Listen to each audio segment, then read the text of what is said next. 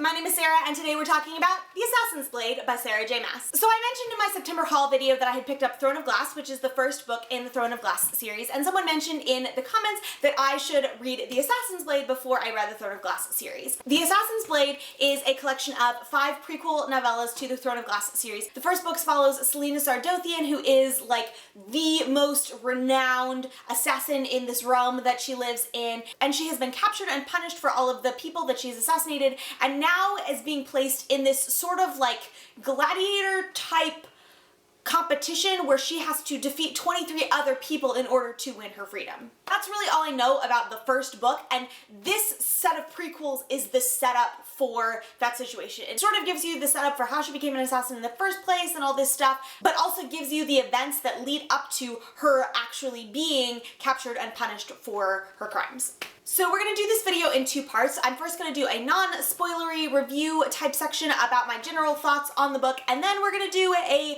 spoilery discussion about other thoughts that I had, because this book, this section, this collection of novellas, whatever you want to call it, gave me a lot of feelings, and I need to talk about them with somebody. So first things first, I am really enjoying the world that Sarah J. Maas is building for her characters so far. I've read a lot of YA, sci-fi, fantasy, dystopian type stuff in the last several months, and I have felt in many of those book series that the world building is somewhat lacking, and that has been a little bit frustrating for me, but I did not feel like that at all when I was reading this book. So in general, I really enjoyed this story and the arc of the whole thing, and I say the arc of the whole thing because really each of the 5 novellas just bleeds from one into the other, and honestly that was the biggest frustration that I had with this book. Most of the novellas are like 70 to 100-ish pages, and that just felt very short to me, and I didn't particularly enjoy that. But on top of that,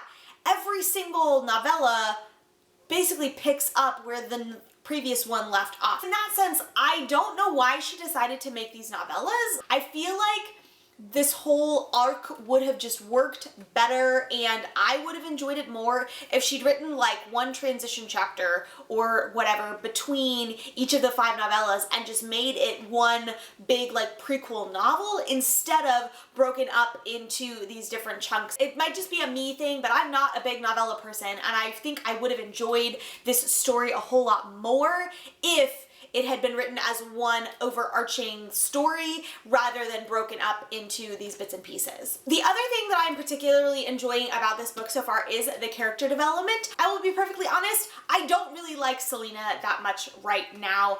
She is kind of arrogant and cocky, but I mean that is the character that she's building, and so even though I don't totally love her right now, the actual character development that Maas has done with her and with most of the other main characters really is quite excellent, and I have thoroughly enjoyed both the world and the characters that she is building. I wound up giving this book like 2.5 to 3-ish stars. My rating is not totally decided yet because, like I said, I really like the world, I think where the story's going, and I like the character development, but I don't actually like the characters, and I don't like the novella format. So that is the end of my non-spoilery thoughts on this set of prequel novellas. So if you have not read them, then peace out, guys. We'll see you next time. So like I already said, I love the world. I love the character development. Selena drives me up a freaking wall, particularly in the first novella, the third novella, and the fourth novella. She just, oh my gosh, like she made me so frustrated because she's so arrogant and so cocky, and just like particularly in her interactions with a lot of people, it's all a manipulation. It's all a game. On some level, understand that she's an assassin and she's been trained to act this way for a specific reason. She's been trained to manipulate people, but oh my gosh, it was frustrating. And so other things that gave me a lot of feelings, I think you can probably guess, but I am very displeased with the death of Sam. He was the thing that I loved about this set of prequel novels. Like, I liked him pretty much from the very beginning, even when he was kind of being a jerk to her. Like, you could tell pretty early on that he really did care about her. And I figured it out before it happened. I had a moment where I was like, this is too perfect. Like, it's too easy for this to all play out. And I think also partially because I know what the context of the first book is, I knew that something was gonna have to go wrong. That something was gonna have to go wrong for her to wind up stuck in this like gladiatorial competition.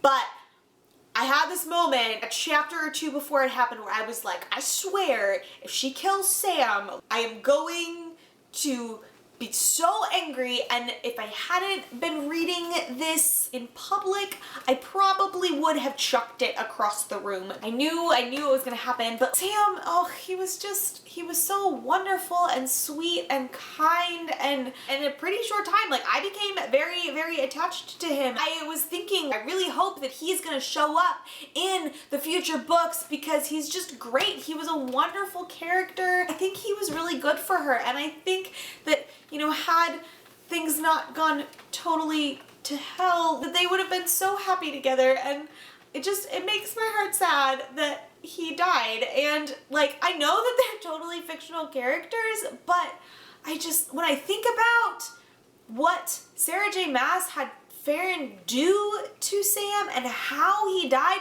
and then, oh my gosh, I had a feeling it was Arabin. Like, I had a feeling it was him, just because of like how he showed up at her house and he was all like, oh, don't do this, and I think it's because like he knew that if he told her not to do something, she would still do it, and all this stuff. And like, when it got to the end and Farron asked him why he did what he did, and all he said was, I don't like to share my belongings.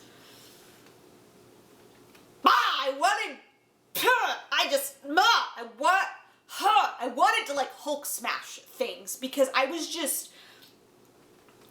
so angry at him that he could be such an evil and callous person, that he would so hurt Selena, and he would have Sam, this other kid that he like raised and trained, that he would be the reason that he went through this awful, painful, torturous death just because he doesn't like sharing things. Like, so much frustration and anger, and so maybe I'm more angry at the characters than anything else, but based on what I've heard, like, I feel like I'm gonna have a lot more of these kinds of feelings as I read this series, and I don't know if I'm gonna be able to handle it, guys. I cried when Sam died, and I got so angry when the thing came out about Arabin, and too many feelings, and I don't know how to process them. There you have it, friends. That is my review of The Assassin's Blade by Sarah J. Maas. I hope you enjoyed hearing my thoughts. I would love to continue the discussion in the comments below, but if you have read the books and you're gonna talk about some of the spoilery things that I talked about, then please like let everyone know so that you don't spoil it for anyone else who is watching the video and commenting that hasn't read the book yet. Thank you so much for watching. I hope you enjoyed this video, and I will see you next time. Bye! So I'm not really a big fan of Selena, something. I don't, how do you pronounce her name? Because I seriously pronounce it a different way in my head every single time when I read it.